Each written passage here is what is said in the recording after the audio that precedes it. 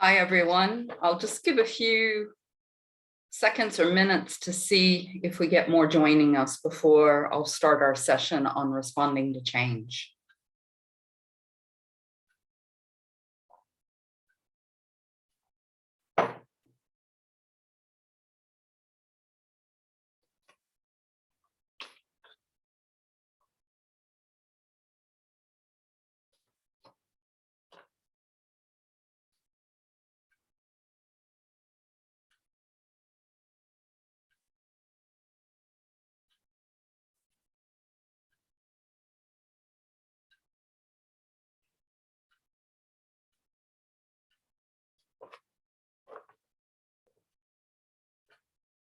Okay, I think our numbers have stabilized, so I will get going in the interest of time.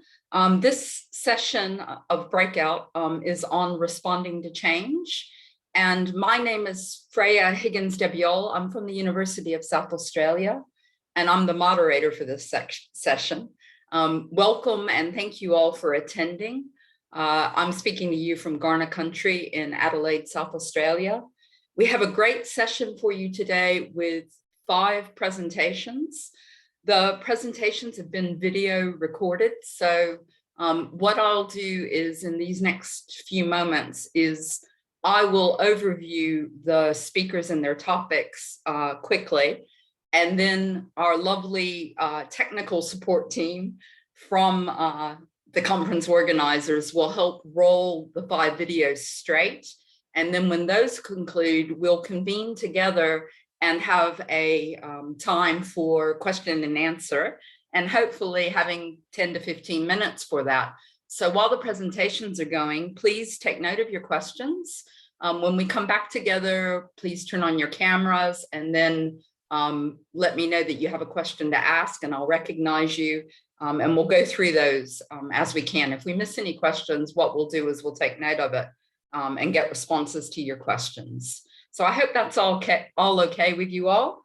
We have a great lineup of speakers thinking about this idea of responding to change.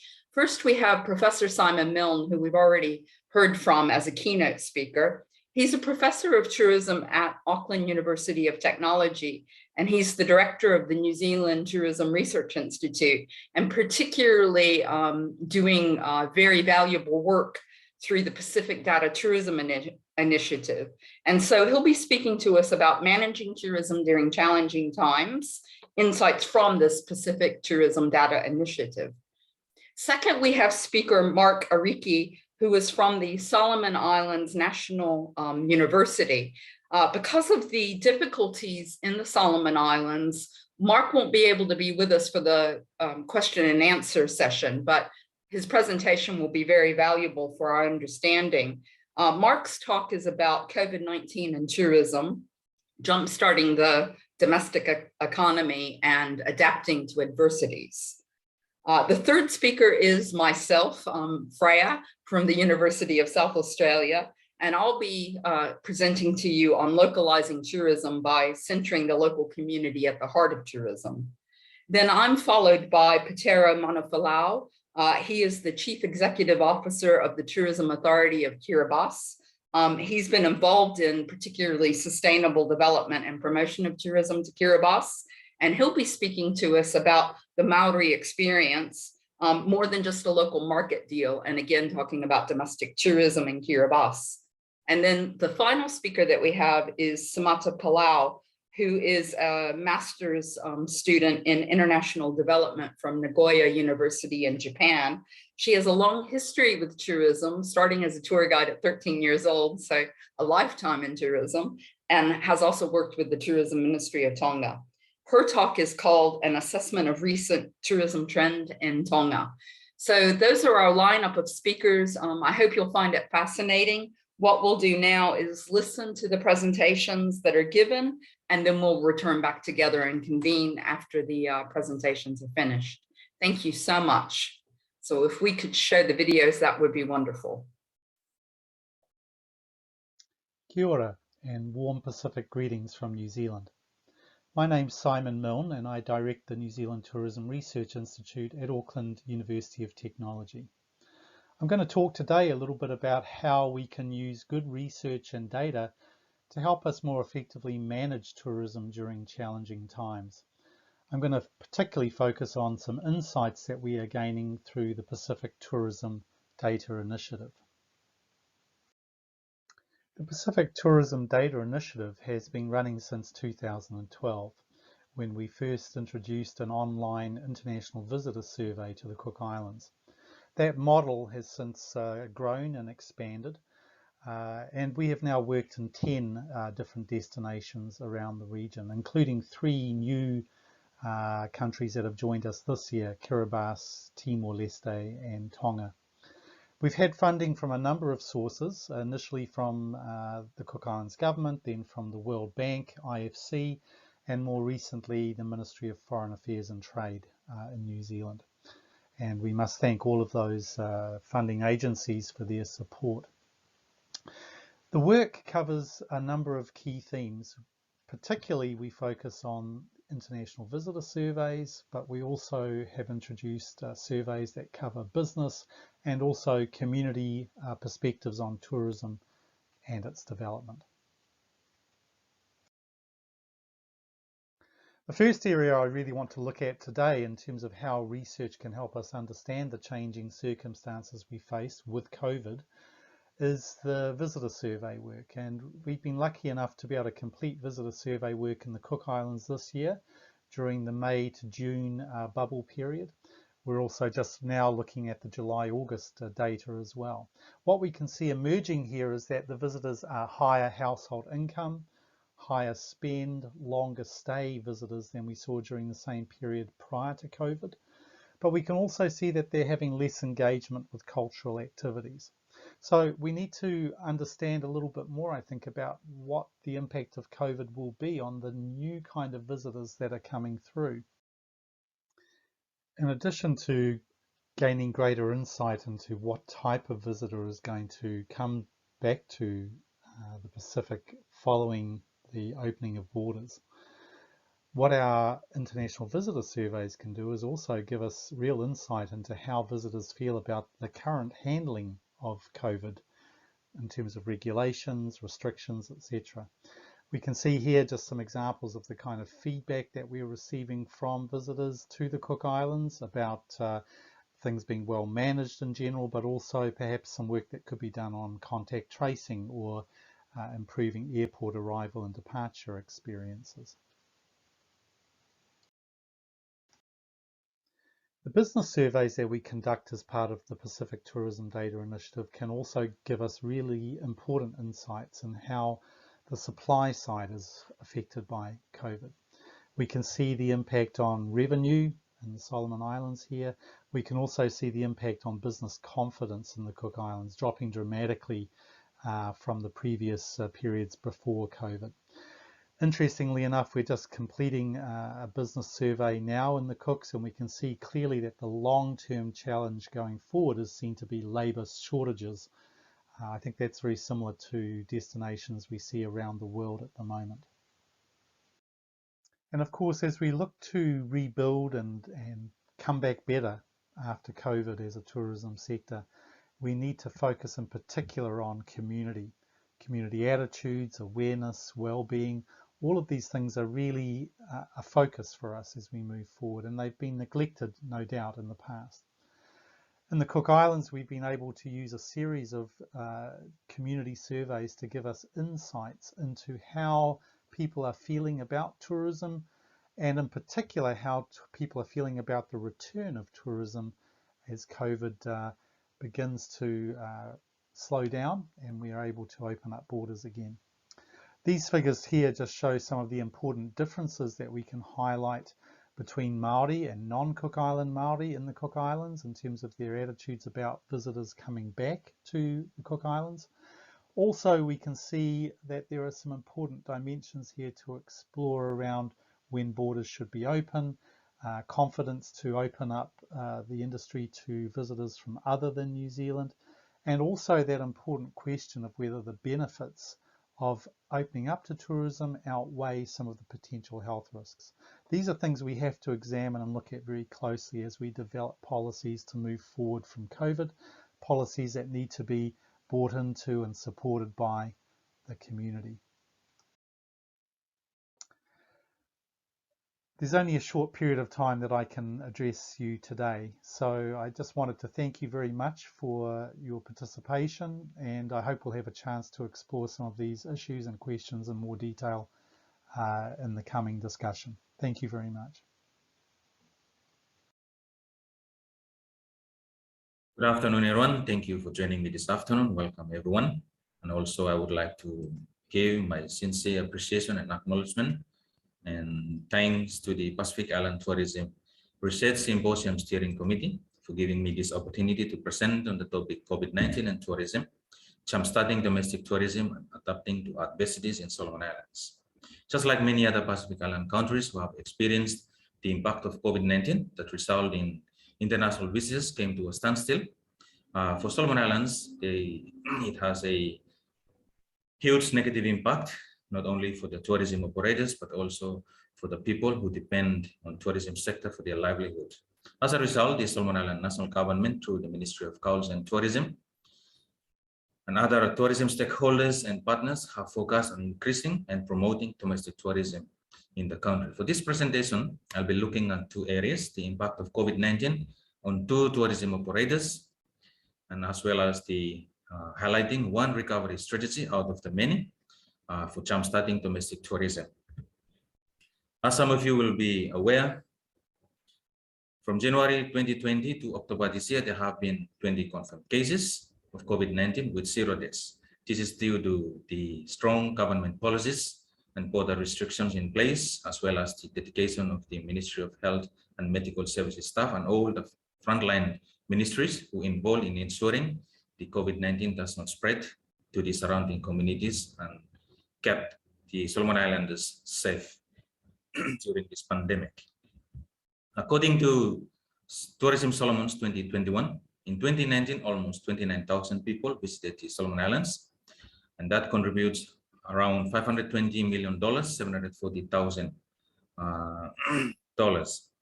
And in 2020, there is an 85.9% compared to 2019 as a result of COVID-19.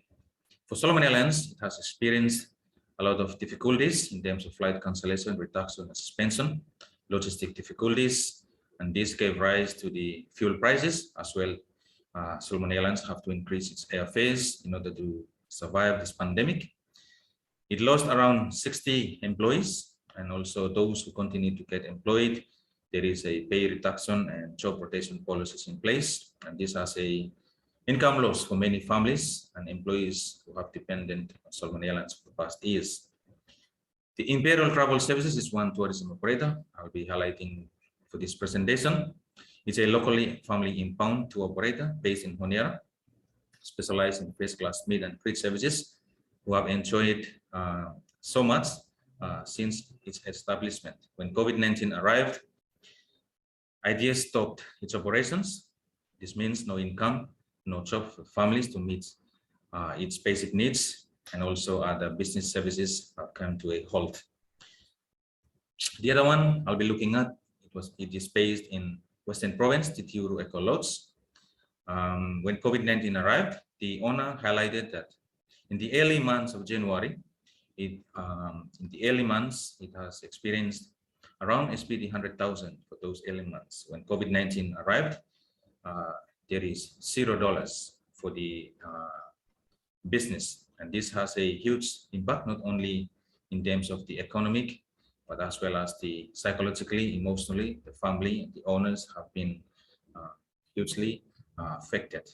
There is a lot of recovery strategies established. For this presentation, I'll be looking at and highlighting one, which is called the Yumi Together holiday package. This is a partnership between the Ministry of Culture and Tourism, Tourism Solomons and Solomon Islands, and the Ministry of Aviation. And this has a huge impact positively, not only for the tourism operators, but as well as the surrounding communities and the government. This is to support the local industry to encourage greater travel throughout the Solomon Islands. For those involved, there is a massive discount of up to 50%, and also Solomon Islands discount in airfares. For this strategy, they work with the public service to encourage all the public servants when they take the annual leave, instead of going back to 10 or more home of residence, but they have to travel and spend their holidays with their families, friends, and relatives in one of the chosen destinations in any resort or eco lodge throughout the country. And to date, if you want to book for December, some of the destinations participating, you hardly booked any space. It had already booked out, and most of us are also looking forward to travel and spend our holiday with our families this Christmas period. It has been very successful, and it has a huge impact, not only for the government, but to everyone involved, ensuring that they survive this pandemic. And this came well because there is collaboration and partnership. It played a vital role here and brought success to this recovery strategy. Thank you everyone for listening. I wish you all the very best. Continue to enjoy the rest of the symposium. Thank you, Thomas. Hello, my name is Freya Higgins-Jobiol, and I'm from the University of South Australia. I'm speaking to you from Kaurna country in Adelaide, South Australia today about localising tourism for just and sustainable futures. So what I would like to share with you came out of thinking after COVID-19's impacts and the closure of tourism as a result of the public health concerns, that I came up with this idea of redefining tourism by the local community and moving away from the prioritizing of the tourism industry and the tourist demands. This redefined tourism would focus upon local communities, inviting, receiving, and hosting visitors into their local community for limited time durations with the intention of receiving benefits from such actions. If we did this, if we were to redefine tourism this way, it would change the power equations in tourism. So for instance, governments would need to shift to ensuring and enabling local communities to be involved in decision-making, implementation, and planning of tourism. Tourism businesses would need to secure and keep a social license to operate. Tourists would need to change their mindsets from demanding consumers to respectful guests. And lastly, marketing organizations, the DMOs, would need to focus upon the public good and benefits of tourism for the local community. In this way, I think we get to a more socially and ecologically just form of tourism. In talking about the local community, though, I am talking about it in an expansive way. Local communities mean local people, local places, local ecologies, and all the generations, so that we're thinking about the well-being and the rights of future generations, and we're looking back to ensure we honor our ancestors. Defining tourism by the local community would change things this way. It would ensure that local communities benefit from tourism. It would allow local community roles in tourism decision-making. It would allow the local community to say no to tourism or particular forms of tourism. And lastly, it should support local community recreation, leisure, and touring as well, so that they benefit from the benefits of tourism. We can see what localizing tourism looks like from the great edited book called Detours about tourism in Hawaii, published in 2019. And this book talks about the way that Hawaii is a sacred place and that they're custodians of place, the Kanaka Maoli, and that there are protocols and rules for being in Hawaii and honoring visiting Hawaii as a guest. The critical question this book poses is, can tourism transform into a meaningful encounter through what Hawaiians call a huaka'i, which is a journey of meaning of place? We can operationalize this idea of localizing tourism through redefining tourism in this way, ensuring that public monies go to tourism for the public good, and lastly, that we create an agenda to socialize tourism so that it understands that tourism operates according to local community benefit. Socializing tourism already occurs through things like the pledges that we've seen becoming very well known throughout the world. In Iceland, Byron Bay Youth recently created one, the Pono Pledge of Hawaii, the Tiaki Promise of Aotearoa in New Zealand, the Haida Gwaii Pledge. So these are attempts by local communities to tell visitors, and in some cases the industry, how it should operate according to local community needs and interest. We also have tourism occurring under local authority, where local communities are asserting their rights and the rules and the protocols for tourists. This is seen in Gunayala in Panama, Leary Tourism operating in Arnhem Land in Australia, and the Palau Pledge, where the children of Palau created what basically is a contract of custodianship that goes in visitors' passports. So we need to address the impacts of COVID and particularly think about the vulnerabilities that we've seen on tourism dependency and think through how we create more sustainable futures. We saw with COVID that some communities saw young people that were dependent upon tourism jobs return to their hometowns and villages for traditional economies. Api Mavano and Regina Shavens have written about this as sustainable livelihoods from their research in Fiji. So we can think about this idea of localizing tourism as a way forward in the future. And the key principle is that a local community's home is not a tourism destination, it is their home. It is a place of uncompromisable value. And we need to change our mindsets if we want more just and sustainable futures. Thank you so much for listening to me, and I hope you have a great symposium. From the panel in Maori, and warm greetings, everyone. My name is Peter Romanov from the Tourism Authority of Kiribati. In this afternoon's breakout session, Responding to Change, I will be sharing with you the Maori experience and how this became more than just a local market deal for us.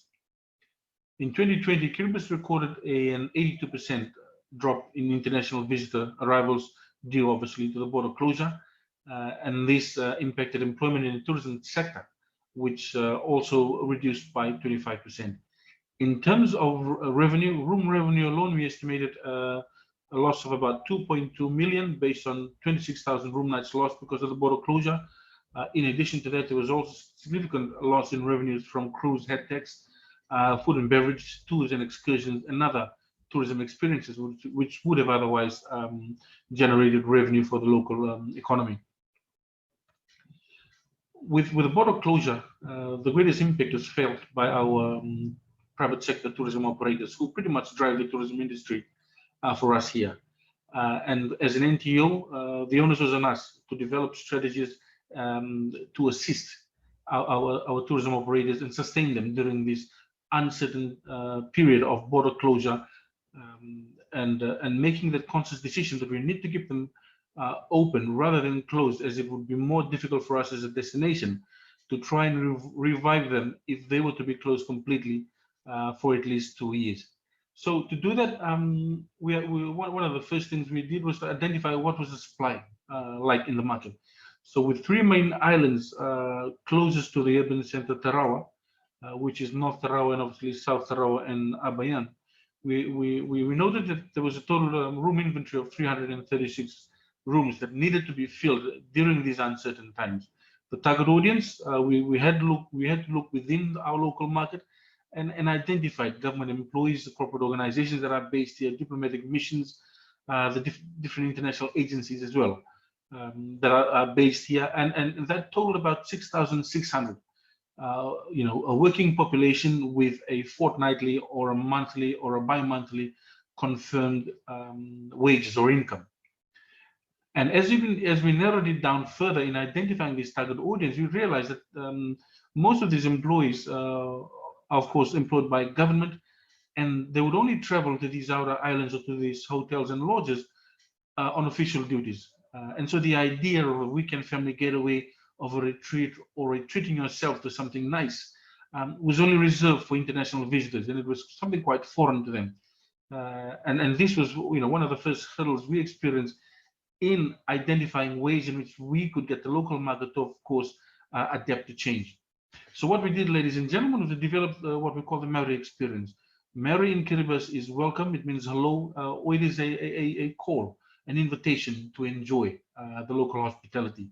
And so we coined it as a Maori experience, meaning that it was a call to the local market to experience Kiribati in ways that they have never experienced before. What we did was, the obvious in terms of packaging different products that were available and presenting them in a really colorful and delightful way that could capture the local market's imagination. And across all these flyers and ads that we did, we remained consistent with the Maori experience branding, in that it was a call for e-Kiribati to enjoy Kiribati in ways like I'd mentioned that they'd never experienced before. How did we push this out? Social media was really our call to action for this. We developed a dedicated Facebook page, as well as used our YouTube channel to push out video content that were in the local language, as Kiribati language is more widely used in the local market as opposed to English. Now, as a result of that, one of the things we found out was we were in fact introducing a new lifestyle concept. And we had feedback such as, this resort is so modern and inviting. This is not what I remember growing up. So what we in actual fact did was, while we tried to help our local private sector operators sustain their business during this quiet time, we were slowly introducing a new lifestyle, a new concept to the local market, to experience Kiribati in a totally different way. So in a lot of ways, we were selling the Kiribati dream back to the people of Kiribati. And in some ways, we achieved a greater awareness and appreciation from the local market on the need to take breaks, to take holidays, to get out and enjoy themselves as a family, as opposed to travel only for work purposes or community obligations. What we've also seen is that there's also greater confidence and awareness in the local population on tourism. As you know, tourism is not a main industry here. So by introducing local market deals, we were not only sustaining the businesses of our local business operators, but we were also educating our local population to be aware of what tourism is and what the possibilities are. And it is our hope that by the time the borders open, tourism here in Kiribati will truly be everyone's business. Now, was it successful or is it working? We don't have the stats from each of the private sector hotel operators on figures, as they're quite territorial with their stats. But if numbers is anything to go by, over the last 2 years, while we pushed out the Maori Experience campaign, we noted a 6% increase, close to 7% increase in the total number of employment in the tourism sectors. Rooms available increased by 11%, as well as beds available. So again, we may not have gotten access to the revenue figures from our private sectors, but if these numbers are anything to go by, we think the Maori Experience is working. It will continue to work as we continue to work with our private sectors in these challenging times and allowing them to adapt to change, particularly as COVID-19 brings with it a lot of uncertainty in terms of reopening for our destination. So that is our bit, ladies and gentlemen, our contribution to this breakout session. I welcome any questions that any of you may have with regards to the Maori Experience. Once again, thank you for your attention, and we hope you enjoy the rest of the symposium. Kampasirapa.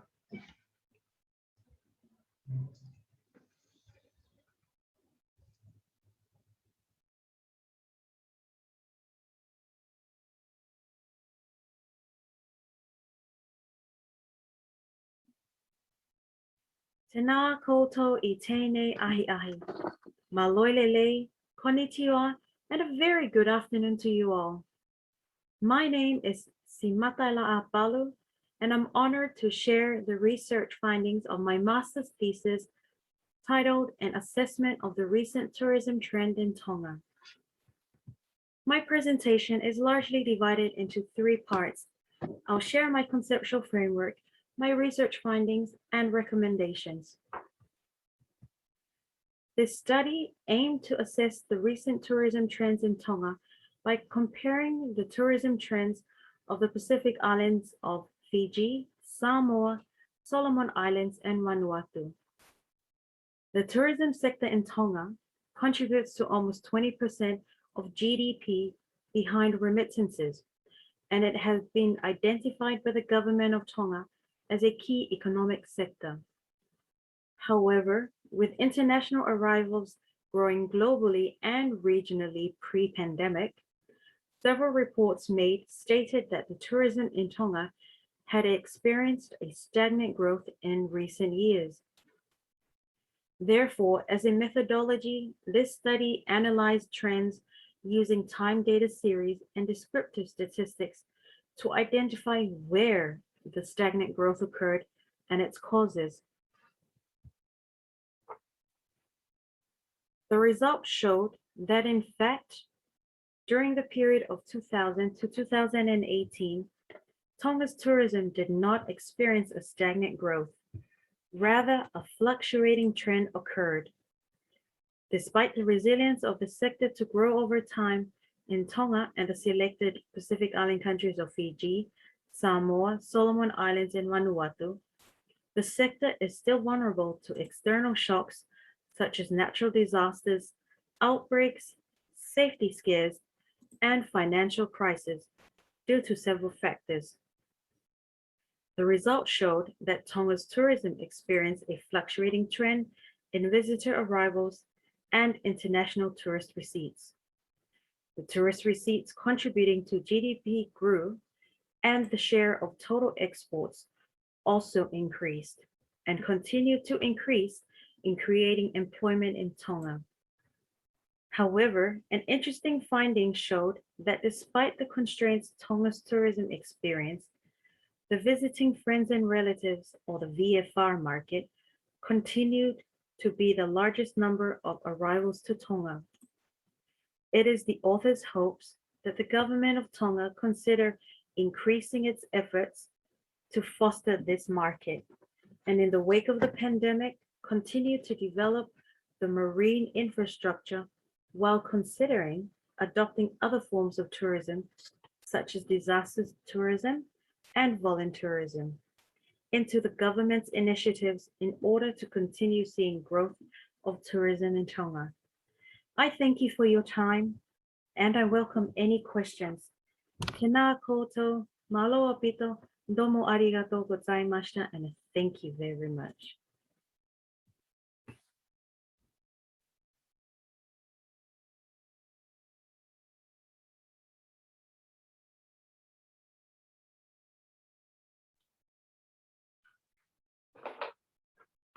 Hello, everyone. We're back again. I hope you enjoyed those presentations. I certainly did. And we had a presentation that was across the region, and then we've had particular country insights, and we've had a theoretical contribution about localizing tourism.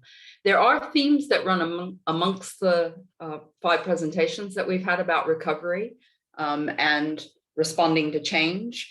So we've seen data being very important, data-driven understanding of tourism and community needs, the importance of tourism to communities in the Pacific, and the need to think about the impacts of tourism on them, and the importance of domestic tourism. And we've seen that with Solomon Islands and Kiribati, creating projects for fostering domestic tourism in particular, and this idea of educating for tourism and educating communities about the value and the impacts of tourism. So it's really wonderful to see such great presentations from leaders and academics thinking about these things.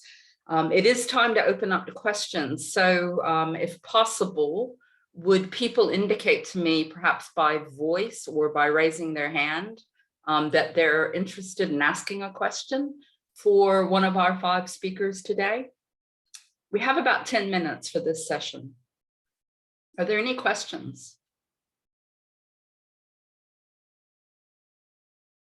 Well, I'll let you think about it. I did prepare some questions because I found this really intriguing. So one that comes to Samata, because she was the last speaker that we heard. Samata, you mentioned disaster tourism and its possibilities for Tonga. I hadn't heard that used much, though I do know Professor Yamashita in Japan has talked about public tourism coming out of disasters. So would you mind explaining to us what you mean about disaster tourism and how it might offer opportunities for Tonga? Thank you very much. And thank you very much for the question. So my research showed that despite growth of tourism in the Pacific, we all share common weaknesses, such as, we're very vulnerable to climate change. And so I started exploring other forms of tourism that can coexist with the annual cyclones that's visiting the Pacific and whatnot. And disaster tourism and both volunteerism had a lot of readings and research done on that. However, not much had been implemented in the Pacific. In terms of disaster tourism, much is written in research of visiting areas that were affected by, for example, the wars, conflicts, memorials. In the context of Tonga, disaster tourism would be, it's actually something that's happening informally, but can't be captured in the data, where we do have some Tongans in the VFR market returning to Tonga to help rebuild, for example, like a church, help rebuild like a community hall. So although I stress that this should be a recommendation, ideally, we still need to statistically capture that form of tourism. Sure, we don't have an option, in our visitor surveys, but that can be an area that we can explore not only in Tonga, but also in the Pacific. Thank you. Thank you so much for that response. That was really helpful. Do we have any questions coming from our attendees for this session? If you would just unmute yourself and voice your question, that would be wonderful. Freya, I've got a question. It's Regina here. Thank you, Regina. Hi, everyone. Some great presentations, and several of them spoke to domestic tourism, as has been noted, and a little bit touching on maybe potential for diaspora tourism too, maybe in Samata's presentation there. A number of years ago, when I was looking at beach whale tourism in Samoa, it was something that I wrote about, how that for too long, VFRs had been seen as not really counting in tourism. They were not seen as important. So it's really interesting how COVID is seeing a real shift that way and encouraging people to look locally, and something that I think is really awesome, because everybody should have a chance to be a tourist in their own country.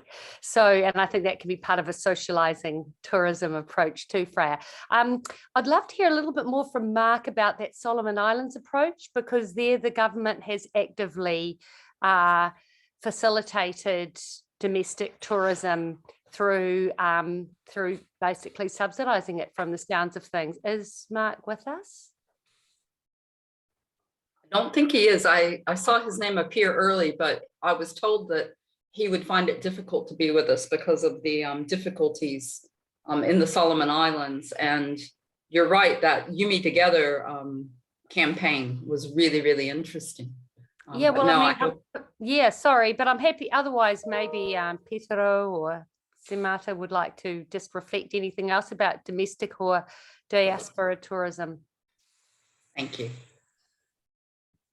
Regina, I can just on the Solomons front, sorry to jump in there, but on the Solomons front, we did a bit of work for DFAT a couple of years ago on the expatriate demand for domestic tourism in the Solomons. And even prior to COVID, I think it was a really important source of income, especially for outer islands and some of the smaller, more isolated communities. So I think the points you've made are really good. I think COVID has just reinforced a focus on that particular sector, and there's been a lot of work in that area all around the Pacific. So it's really, really great that that's emerging, along with those VFR dimensions as well. Thanks, Simon. And I think it was Kalera in the last session as well, noting about some of those interesting markets that they'd found in Fiji, such as women in their 50s who were looking for particular experiences. Yeah. Thank you. Does anyone else on the panel want to respond to Regina's question and comment? Okay. I note that Roxanne has her hand up. So Roxanne, would you like to ask your question? Yes, thank you. And thank you all for your presentations. It was very interesting. My question is for Simata. And actually, I think one of your classmates was a little embarrassed to say anything, but she's here as well, Tokilupe. And we've been exploring some of the similar themes in Tonga over the last 6-7 months, doing data collection remotely. And one of the things that came up was domestic tourism and how domestic tourism could actually also target whale watching tourism in the absence of international tourists visiting. Is that something that you've come across in your research, or see something as a viable potential for future tourism in Tonga within the whale watching industry? Thank you very much for your question. Don't be embarrassed. This is the whole idea of this symposium, is for everyone to openly share what we know and how we can help each other build our paths forward. So to answer your question, my research actually was pre-pandemic, and yes, the niche market of whale watching contributed to arrival tourists and also the increase in tourist receipts. What's interesting now that we're going through this pandemic is there is more active Tongans who are, participating in the tourism activities. And I believe the Tonga Tourism Authority, and I want to just disclaimer, I do not represent the ministry or the tourism board. They recently launched their Tonga domestic campaign about 4 days ago. So I believe Tonga is moving towards the right path of, trying to build the tourism that they want, that Tonga wants, using the resources that we have, and on the understanding that sooner or later, we will all open borders and learn to live with COVID. So I hope I answered your question. If there's anything else I can add on, just feel free to ask away. Thank you. Yep, that's perfect. Thank you so much. Thank you, Samada. We're just with a few minutes left for this session before we go into the next breakout session. So is there anybody else? Suka, I see your hand is raised. Would you like to ask your question? Yeah, thank you very much for the presentation. Just